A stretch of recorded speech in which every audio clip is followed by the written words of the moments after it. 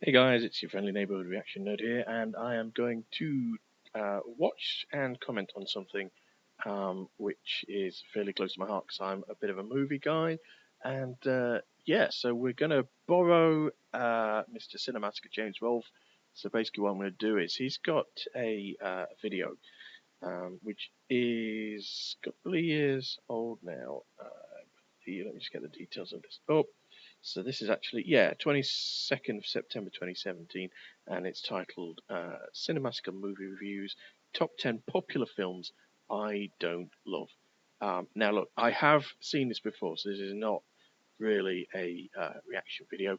This is literally I just love the idea of it. Like a lot of those type videos that James does, they're quite relevant and meaningful to me, quite thought provoking. So I like to kind of use those and basically layer my own thoughts on top of them. So yeah, I thought I'd do that with this one, and so that's what we're going to do. Now, the weird format and the reason that you can't see me on screen is because we have just got some issues with the camera at the minute. I'm not sure. Kind of eagle-eyed viewers, all three of you, would have noticed that in the previous video that I did with my kids, the kind of the detail was great because I'm using this Rolano 1080p HD webcam. So the detail was really good, but unfortunately, it looked like we were underwater. It wasn't even a nice water. It just looked green. Everything looked green.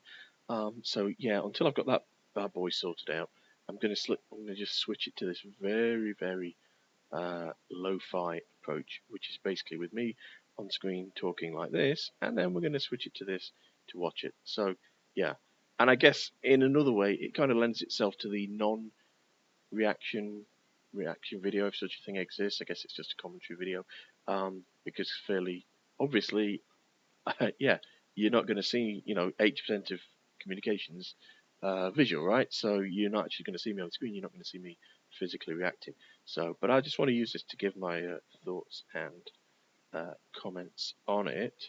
So let's just go ahead and play the video, and yeah, I'm going to just layer my thoughts on top of it. Okay, cool. So without further ado, let's crack on. Obviously, it goes without saying, the link to the original video is in the details, and yeah, let's give it a watch.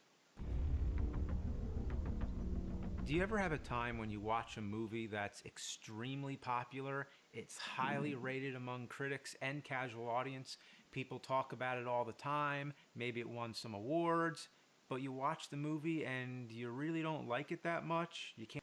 So I have the opposite. I have it where a lot of films that I like, lots of people think are total duds. So I have the opposite way round. Films I like, I don't know what it is. I tend to like films a little bit. The only kind of exceptions, I guess, are the Marvel films. Um, but even then, pick a Marvel film that people don't like, and I probably do like it. So yeah, I think I'm kind of the opposite a little bit. But I do, yeah, I get this completely. I know what he's saying. Can't understand why it's so popular.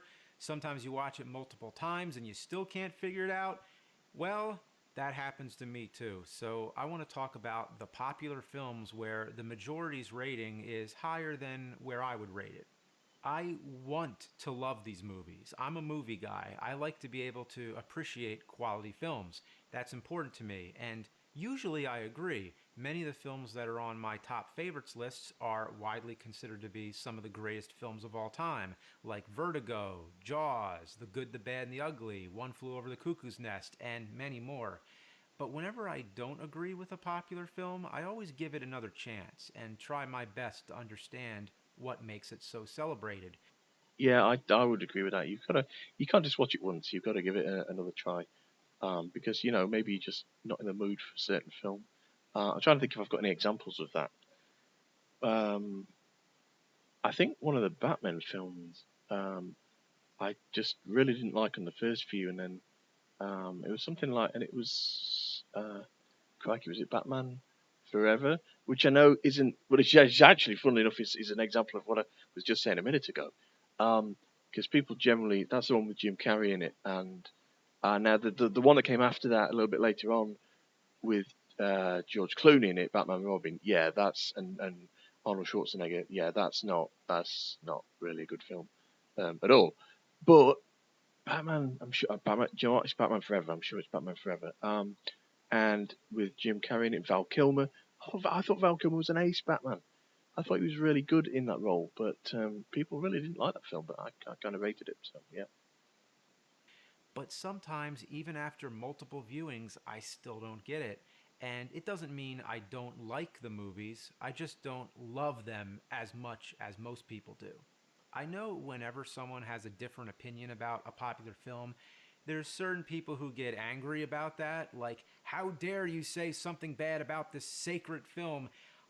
Hey, if your favorite movie is on this list, that's a compliment. I wouldn't be talking about it if it wasn't already so popular. The majority of people already agree. You've won. Okay? So you've won. James, bless him, he's so diplomatic. Yeah, that last 10-second segment there just basically sums up James Rolfe. So yeah. Most likely, you'll be surprised to hear the movies that I don't love. But think of it this way: if I heard an opinion that I found surprising, like if someone out there doesn't like Star Wars, I'd be interested to hear their reasons. For me, it's refreshing to hear an opinion that isn't the same as everyone else. Some people have a certain skepticism that if someone doesn't agree with the popular opinion, they're doing it on purpose. They're trying to get attention or just to piss people off. I'm not trying to piss anyone off. That's never my intention. I'm actually trying to reach out to the people with minority opinions and say, hey, someone out there agrees. It's not a good feeling when it seems everybody else is in on the celebration. Why Oh man, I have that all the time. I have that all the time with a lot of stuff in life. Anyway, I had that when I was growing up with my favorite wrestlers would not be the wrestlers that you were supposed to like, and then just later on characters in video games, and then or just video games full stop. That's in fact that's even a better example. I'll probably have to do that one time is to list the computer games or the video games that I like and I would be playing a lot growing up, and they are not at all the typical list that you would think that somebody who was a kid in the 80s and a teen in the 90s would have been playing at that time. Anyway, I digress, but yeah. would you disagree on purpose when it's more fun to be part of the party? Also, they're just opinions. I say I'm a movie guy, but that doesn't mean I have any extra authority. That doesn't mean my opinions are more important than anyone else's. Just because I don't love these films doesn't mean I don't recommend them. I think everyone should probably see them so you can have your own opinion. Lots of people love IPA beer. I think it tastes bitter. I hate bitter. But I like people who like IPA beer, so you can drink it all for me. So here's my top 10 movies I don't get. I won't go into too much detail or talk about the plots. I assume most people know all about them already. There's no clear ranking system. I'll try to put them in order of how popular the film is versus my own opinion. So the more distant I feel, the more confused I am, the higher on the list. Yeah, that seems a good way of doing it. So here we go. Number 10, Citizen Kane. This is lower on the list because I actually do get why it's so important. It pioneered lots of filmmaking techniques. The story is told in a non-linear way with many flashbacks. There's a shot where it zooms into a photograph which comes alive as a cool way of entering a new scene. There's a scene where someone says Merry Christmas and then it jumps ahead in time to him saying Happy New Year in a completely different year. So it invented all these neat transitions to get from scene to scene. But despite all of that, I just don't find the story interesting. Even though it encompasses the entire lifespan of its main character, I just don't connect with this character in any way. I mean, it's about the newspaper business, not something that really fascinates me that much. The reason it makes So I'll just jump in there. So yeah, comments wise, I can't say a great deal about this one because I must admit this actually isn't one that I've seen. So I guess we're not off to a great start on this one in terms of me kind of comparing to where James is at. Um, but I mean, I will say that obviously I'm aware of Orson Welles, and I'm aware of Citizen Kane. I also happen to know it's actually one of Donald Trump's favorite films, and there's some very if you know this film and you watch this film, some very striking uh, similarities to some speeches that the main character in Citizen Kane gives when he's running for office, when he gets into office, that Trump actually said when you compare it back. So that's quite interesting. But anyway, yeah, again, a little digression there. So yeah, I can't really say too much about this one to be fair. So I don't, I've never seen Citizen Kane. On my list is because film critics and teachers have traditionally called it the number one greatest film of all time, including the American Film Institute. It's always the number one film. I went to film school, and let me tell you, I've had lots of professors tell the class that this is, in fact, the number one greatest film of all time. They really shove this movie up your ass, so maybe you can understand why I feel some resistance to it. Yeah, it's Yes, the understandable. techniques are cool and it's a great film to study as a film student, but to me, it's all style and nothing else. I don't see much entertainment value in it. For me, it's just an academic experience. I respect it, I just don't love it. Yeah, and I think that's a fair comment for a lot of films, and I think that's a position. See not to kind of give the too much away, I guess, but I'm expecting to agree on. I'm expecting to be on the same page as James for many of these, uh, for various reasons. We're about the same age. Kids are about the same age. You know, grew up with films like Transformers and He-Man and the Turtles and all that kind of Ghostbusters. So, yeah, and I sometimes when I see people trashing that type of film in favor of, I don't know, the Shawshank Redemption or something. And don't get me wrong, the Shawshank Redemption is a really good film. But sometimes you don't want that, and sometimes that's not your type of film. Sometimes your type of film is Ghostbusters or something like that. So interesting. Okay, yeah. So let's see what he's got at number 9. Number 9, Titanic. To be honest, when I saw it in the theater, I was very impressed. It was a very ambitious film for its time. I do love most of James Cameron's work, and I am fascinated by the history of the Titanic, and it's easy to admire how much work went into faithfully recreating the ship and its tragic sinking. So basically, I have seen Titanic. I must admit. So this film, weirdly, I think I was about Ah, I when this film came out, I was actually in the hospital because I had my nose broke some years before, and I couldn't breathe through it, so I needed to go to the hospital to have it all sorted out. And I was in hospital when this film came out, and I remember at the time, I was single at the time, so it was just basically me, still living at home. And I remember my parents had gone to see it, and they were raving about it, and I was like, okay, I'll go see it. And yeah, now I must admit, I did really like it at the time, and in fact, I think I actually went to see it twice. And the but the, so but I liked it because of the actiony set pieces and the way they filmed the ship falling apart. I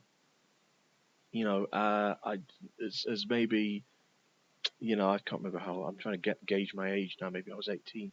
Um, so yeah, the love story side of it was nice, but really I was more interested in the Titanic. I must admit, so that was kind of my takeaway from it. But I must admit, yeah, I do. I will happily confess I haven't seen this film in a few years, but I struggled to hold it together. To be totally honest, I start getting the watery eyes and everything. But anyway, let's hear what James has got to say. But the movie was mostly a fictional romantic drama with the True. Titanic as the setting. Yes. When I watch it today, I just feel underwhelmed. It's a Oh, good okay. movie, yes, but man, the hype it got was monumental. It swept every award ceremony imaginable, from the Academy Awards, the Golden Globes, and everything else. So my recollection of that was that there's a couple of things in play. One, it's an epic. So yes, it's a fictional thing. and the background is basically it's actually the story centers on a fictional relationship, background being the Titanic, um, in the same way that Gangs of New York is a fictional, you know, characters in it loosely based on real people set against a certain backdrop.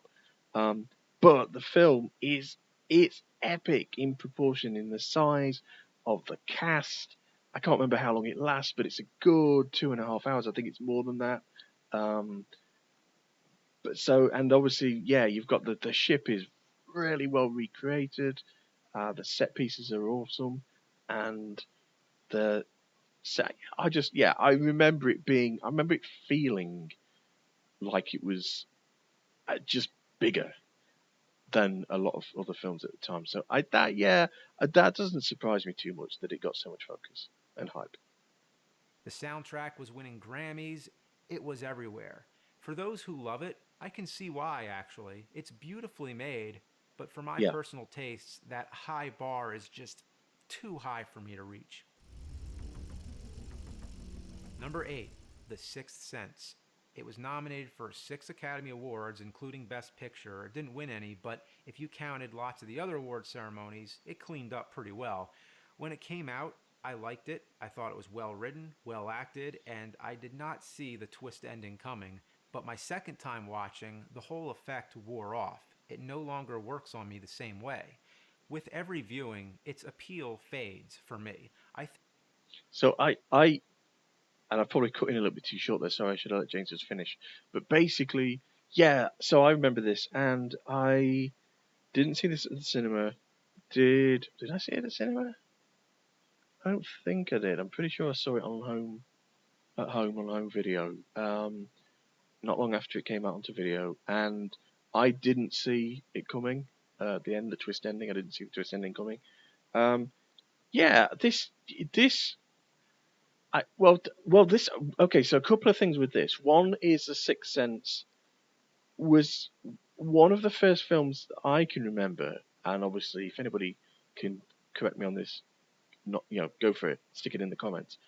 But I think this type of film with that type of twist ending, so a supernatural film, because it's not really a horror film.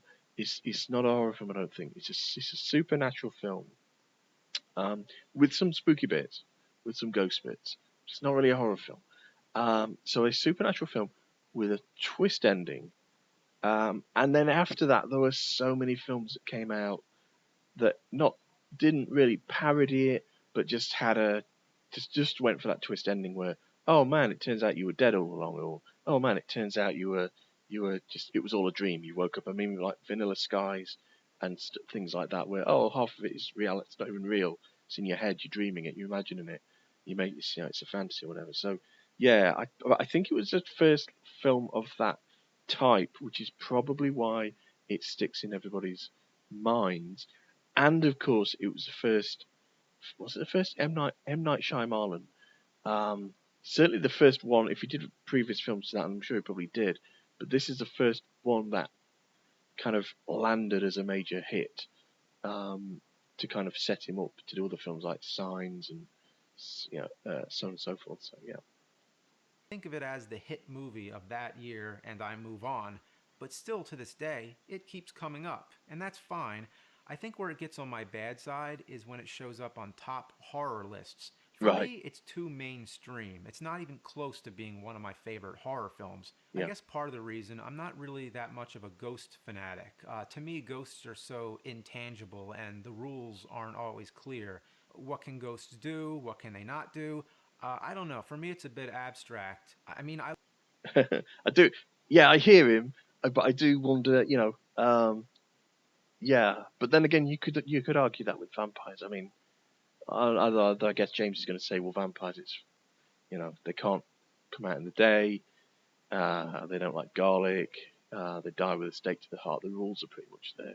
I guess you haven't got that same set of rules with the ghosts, but they're still kind of fictional characters. Yeah, I don't know. Anyway, like Poltergeist and The Shining, so it just depends on the movie. But I'll say again, The Sixth Sense is really well made. I just don't think it lives up to the high reputation. That's fair. Number 7, A Christmas Story. Okay, so straight off, I'm going to jump in here and say I have no clue what this film is. This is a if you're in North America, you will probably absolutely know what this film is. But just to anybody who is wondering how far it stretched outside of that region, I tell you it didn't. Um, I've I know nobody. I've never seen this. I'm in the UK. I've never seen this film. I do not know anybody who has seen this film. I've never heard anybody mention this film. We've got the films that have grown on us over the years. So you've got the regulars. So you've got uh, the Alistair Sim version, the black and white Scrooge. That's pretty much a classic. You've got um, other films that are kind of on the periphery like that, like Gremlins, even Die Hard. I will take as a Christmas film. So those are stock now. Even for us, we watch Jingle All the Way. That's a film we really like. Jingle All the Way. That's sort of a regular one. We always watch that, and the Grinch again with Jim Carrey version, and we also watch oh god, Elf. Um, but yeah, so this film with this little dude on the left hand side, yeah, no clue. If you're not in North America, I don't believe this is very American. This is a movie that wasn't very popular when it first came out. It was later, when it played on television and home video, that it got a cult fan base. But I suppose the fact that it was so overlooked at first caused a counter reaction to make it into the most mainstream, Yeah, best loved Christmas movie there is. and that So I happens with a feel lot the of films scale anyway. was tipping in one direction towards underrated, and now everybody's jumped on it to overcompensate. But it needs to be somewhere in the middle. Yeah, but you get that with other films as well, don't you? So you get that where films just over time build up a cult following. Obviously, what I'm going to think of there and say is Blade Runner. It's a cute, funny, quirky little movie. I love the narrator voice. I think it's a fine movie, but enough is enough.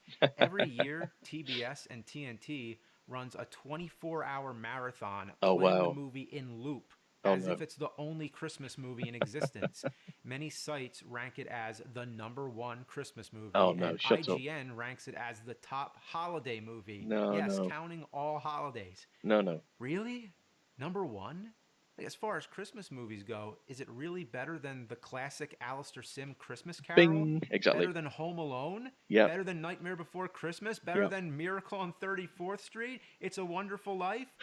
I think not. Even with Christmas comedies, I'd take National Lampoon's Christmas Vacation over it any day. That movie I love. I'd even put Gremlins and Die Hard above it if you Yes. count Yes. those. Yes. Once again, if it is your favorite, that's totally cool. I just think the public exaggerated it way too far. Yes. So again, that's an interesting one because it's weird, isn't it? How, like I say, in the UK. I mean, again, if you're watching this, you're in the UK, you're a Brit like me, and you do know that film, and you have seen it, and you know that it's been on TV. Yeah, shout up, stick it in the comments. But for me, um, I know nothing, zero. I would not know that film at all. Number 6, The Matrix. Ooh, okay, that's interesting choice. I forgot that you got this one in. Okay, I'll let him go first. I liked it. Pretty good. That's it. But then I see it coming up on all these top movie lists. At the moment, it's number 18 on IMDb. A poll by ABC and People magazine ranked it number 4 best sci fi film of all time. It made it on the That's a various bit high. AFI lists. It won 4 Academy Awards. And I have to hit the brakes here and say, hey, wait, what did I miss? Yeah, yeah, it's a funny one. I'm, yeah, I like the mate. So I haven't seen it in years. I must admit. I was in college doing computer studies when it came out, and I was on playing online gaming. So that whole I don't know hacker computer nerd thing with the kind of virtual going into a virtual world that I liked, and that did pull me in.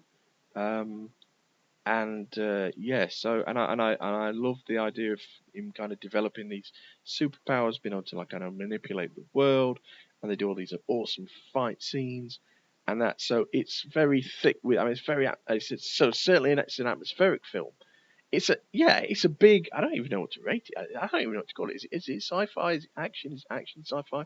Future? I don't know. I don't know what category you put it in. So, but I will say that if I was to rate The Matrix out of 10, I'd probably level off at about 7. It's a well earned 7. It's a good watch, and I would happily, if it was on TV now, I would watch it and enjoy it. But yeah, the actual the how well it was received, the hype, etc., went way over what the film actually was. So I can see where James is coming from. Was it that good?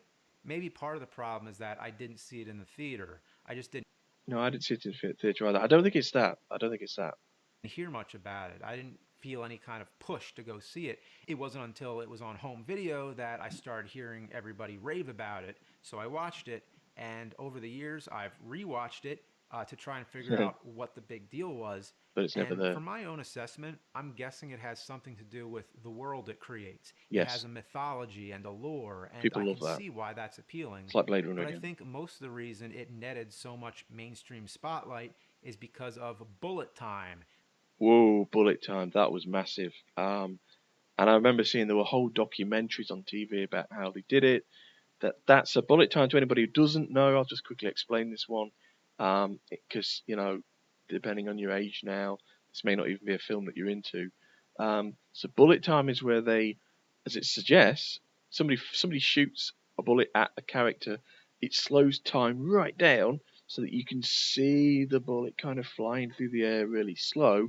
But obviously, if you've got a superhero type character, that character's kind of moving at the same speed as the bullet, so they can dodge it, they can jump out of the way, maybe they can deflect it, they can do different stuff with it. But if you then imagine that kind of rotating around like a 360 effect, and that was it's a very cool effect. They did it in the martial arts as well. So somebody would jump up, you'd see Carrie-Anne Moss's character typically would kind of leap into the air.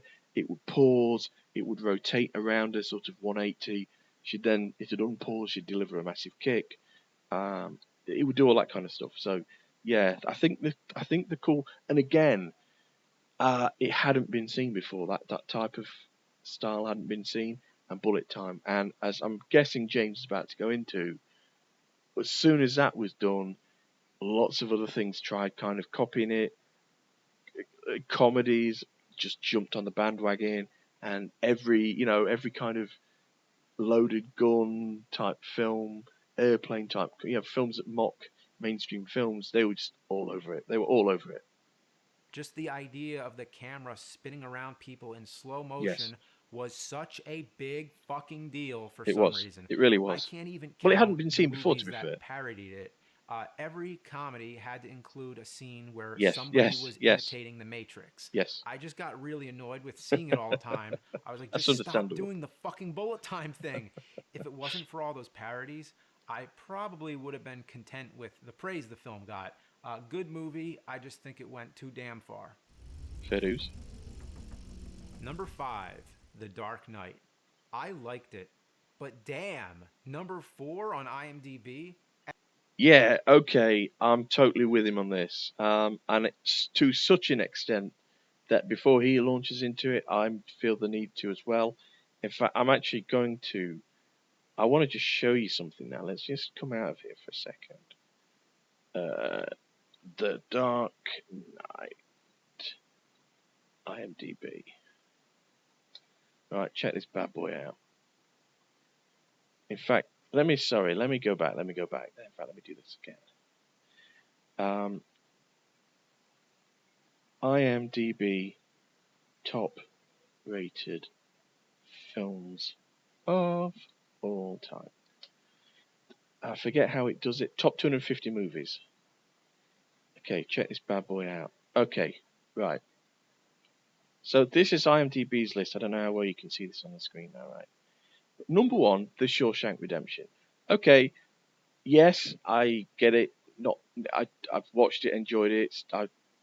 Again, it's a personal thing, isn't it? I personally wouldn't put it at number one, but Shawshank Redemption, I get it. Two, The Godfather. Yeah, I get it. Number three, Godfather Part Two. Yeah, I get it. You've got 12 Angry Men. Let's do the top 10. You've got 12 Angry Men. You've got Schindler's List. You've got one of the Lord of the Rings. Pulp Fiction. Good, the Bad, and the Ugly. Yeah. Another Lord of the Rings. You've got Fight Club chipping away there at number 11. Forrest Gump, Inception, Lord of the Rings, Star Wars, The Matrix, Goodfellas. And then you've got, at number 4, The Dark Knight.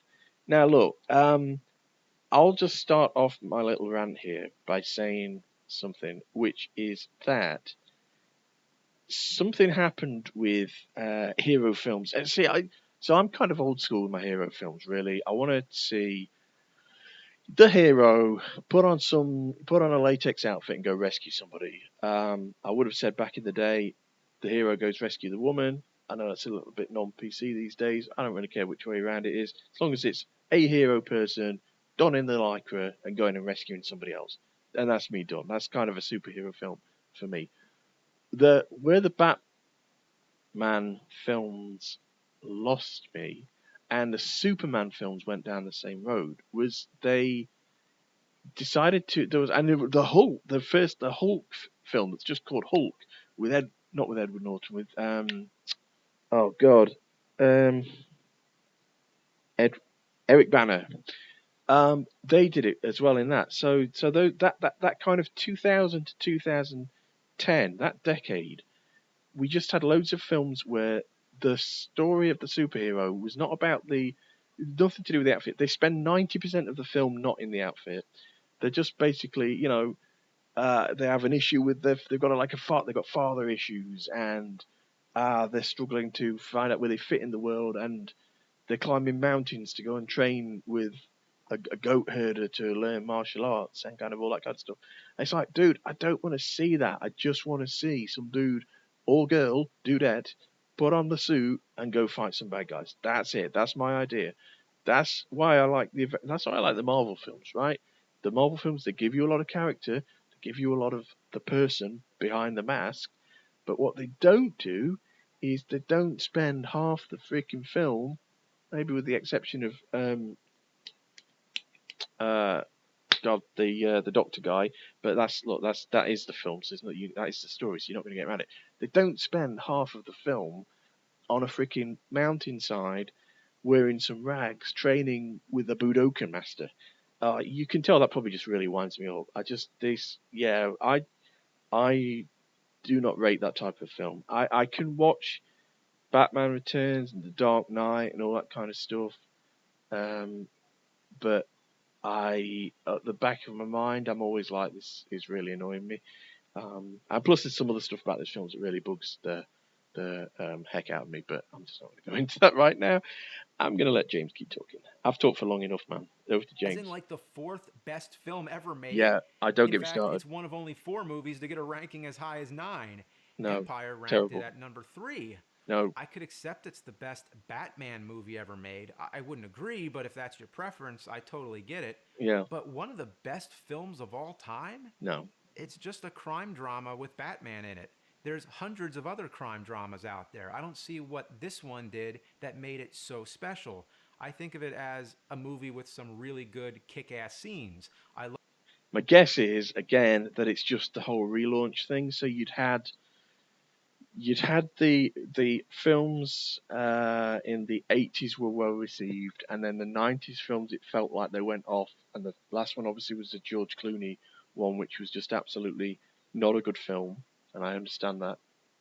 So, and it's a little, and if you think about the parallel, the James Bond films, they've kind of gone in a direction. Then you get Bourne comes along, and that's like, right, that's how that's how it is. That's right. That's how James Bond should be.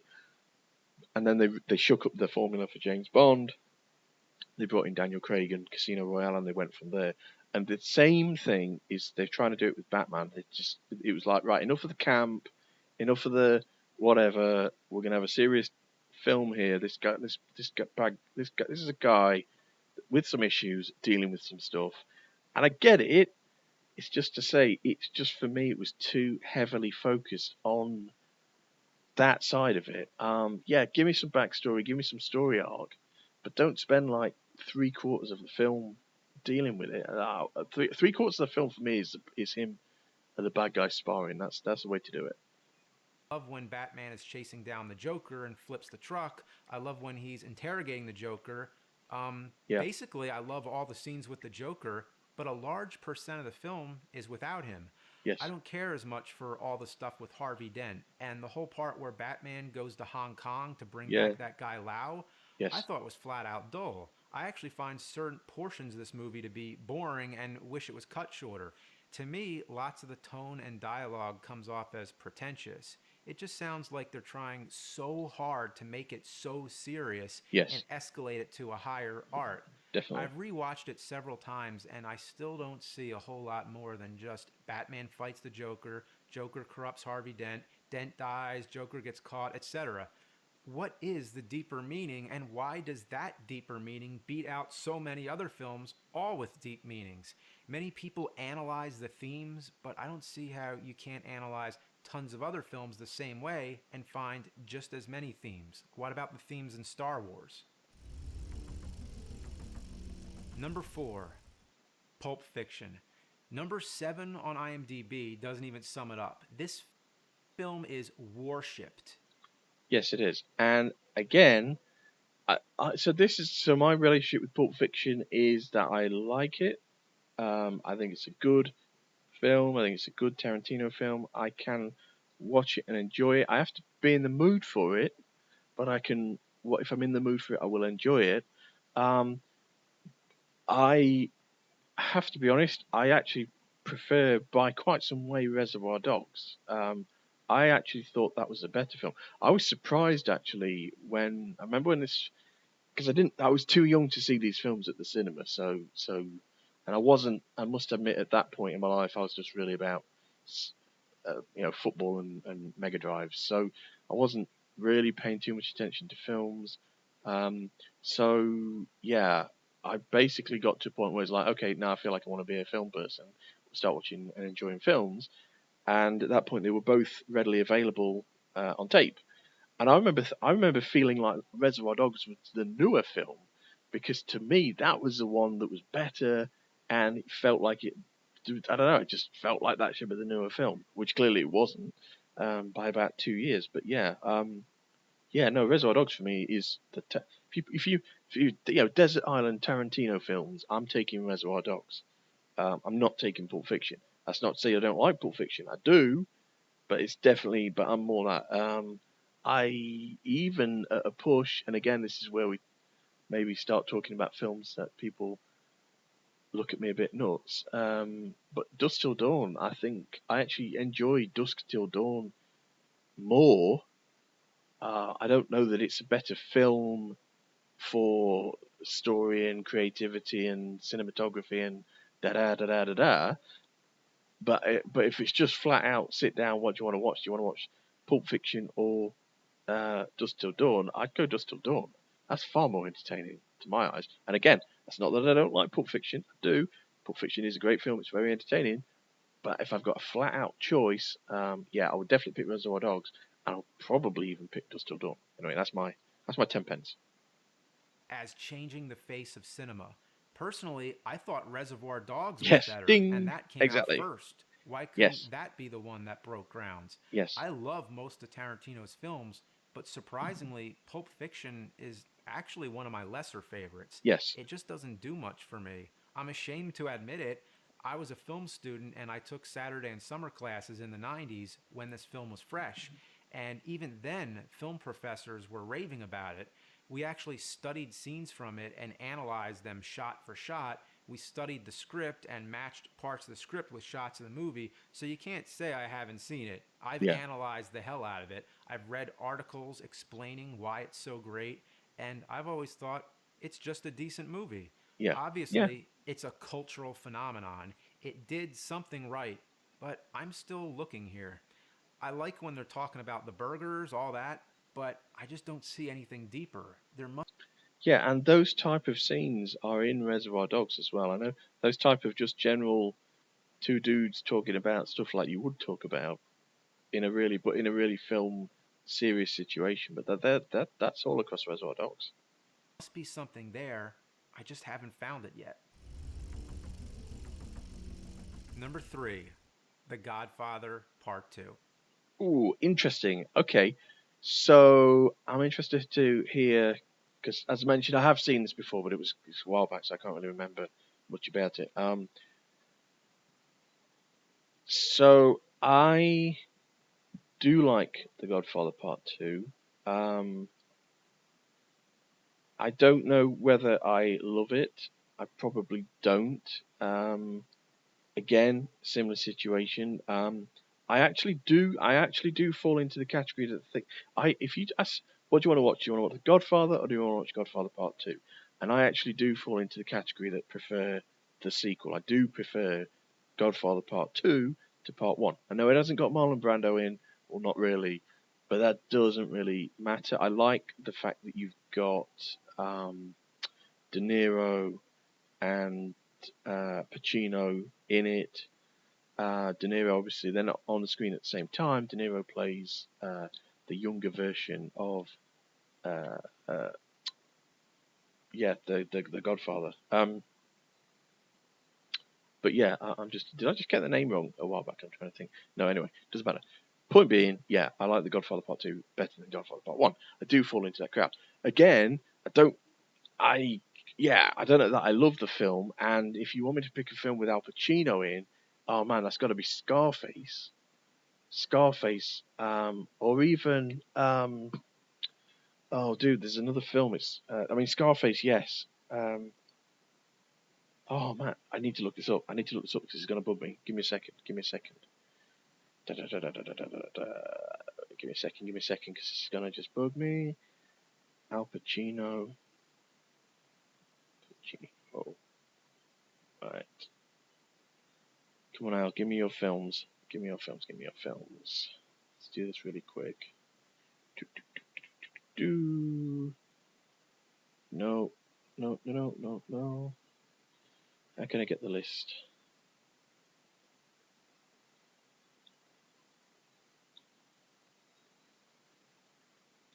Stay with me, stay with me, stay with me.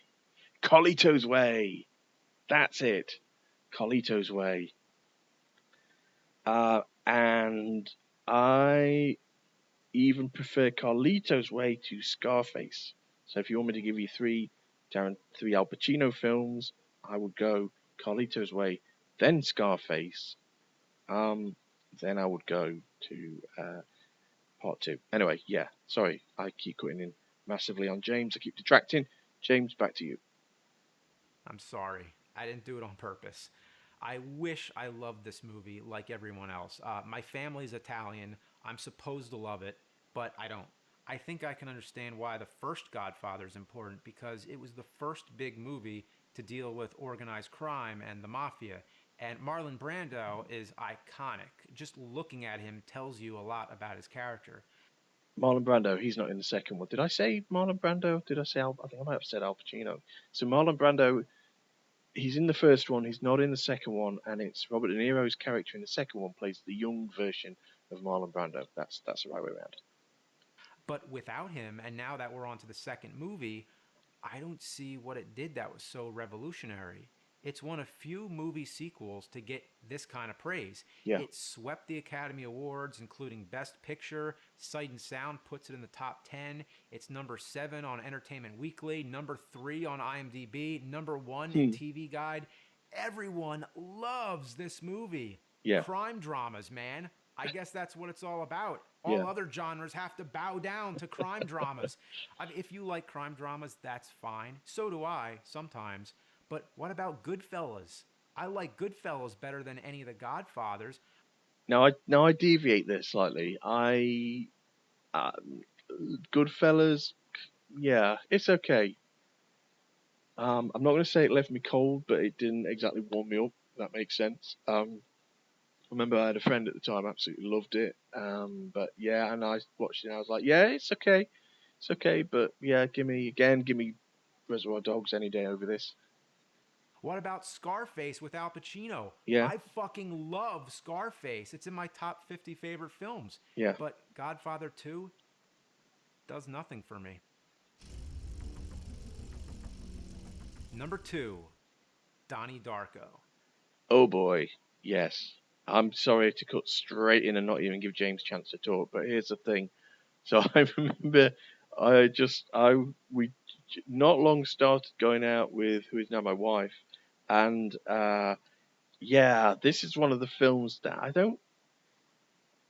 Ah, man, it's so long ago that I'm struggling to remember whether we actually went to the cinema to see it or just watched it. And I remember looking forward to it because it had got this hype as a weird, spacey, time travel-y type film. And we just watched it, and it was none of the above. It was just weird, but not in a good way. It was just weird to a point where it made no sense. And to this day, every now and again, my wife will just suddenly be like, if the subject comes up or something happens that just reminds us, she'll be like, "Oh God, remember that film with the big rabbit? What was that about? I can't believe we spent any time watching that film." And I have to say, I agree with her. Totally did not get this film at all. I'm afraid. Yeah, not not a good film. I had the luxury of seeing this movie without the hype. The fact is, when it came out in the theaters, it didn't have any hype. It had a limited run, it was barely advertised. Most people never heard of it until it came out on video. And I was among the first generation to discover it.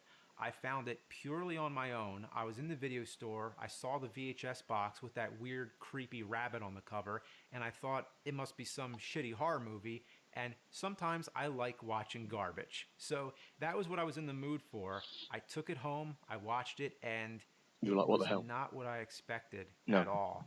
I had no idea what I was watching. It didn't make any sense. no, So exactly. I moved on and forgot about it. Then one of my classmates at the university said, "Hey, I saw this movie, Donnie Darko. It's really awesome." And I'm like, "Oh, really?" And then I start hearing about it more, like this movie's going around word of mouth. So I think, well, maybe I was in the wrong mood. So I watch it again and again, and still, it sucks. What am I missing here? I know It people does. like that it doesn't make sense, that you could interpret it different ways. People like to analyze it, but no matter how many times I hear it explained, I just think, yeah. And why does that make it so great? I've seen lots of movies with confusing endings and time travel and stuff. I've seen it done better. Just pick any Twilight Zone episode.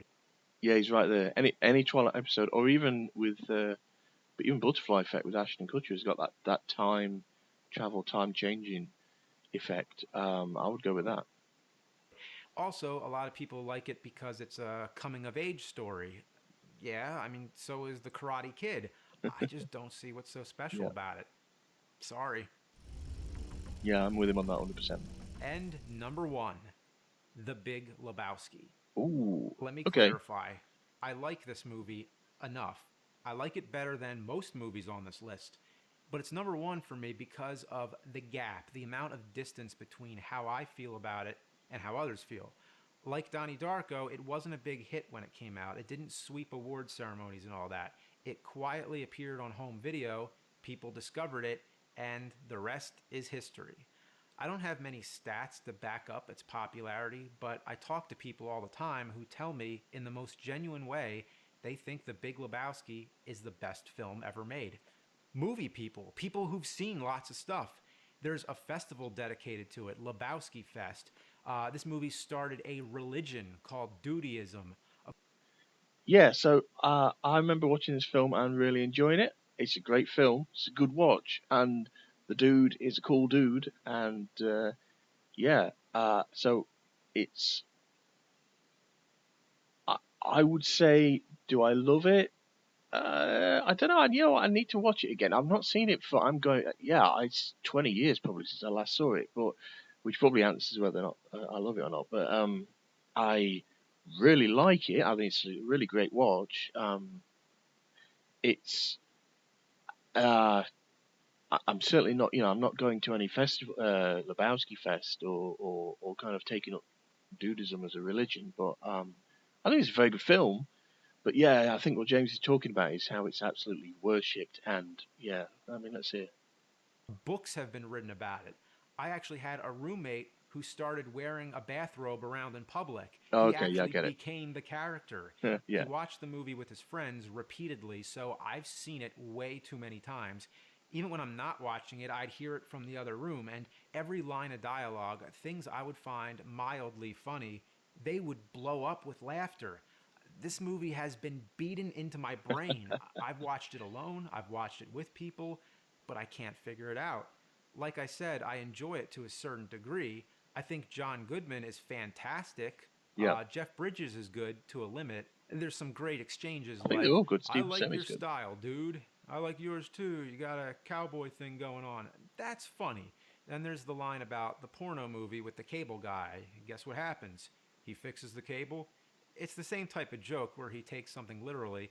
Um, After a while, I just see it as a one track performance. And I get that's the idea. I get that's the reason why people love this guy, that so much happens around him and he's not fazed by any of it. People like the crime aspect of it, of course. They love the story of the mistaken identity. But what about North by Northwest? It was That's a done great film. already and it was done better. It's a I great film. like Big Lebowski just because it's kind of quirky, it's kind of different, Yeah, exactly. but I Yeah, would have never watched it again if it wasn't for everybody telling me, like, oh, you got to watch it again because it's one of those repeat viewing kind of films. The more you see it, the more it grows on you.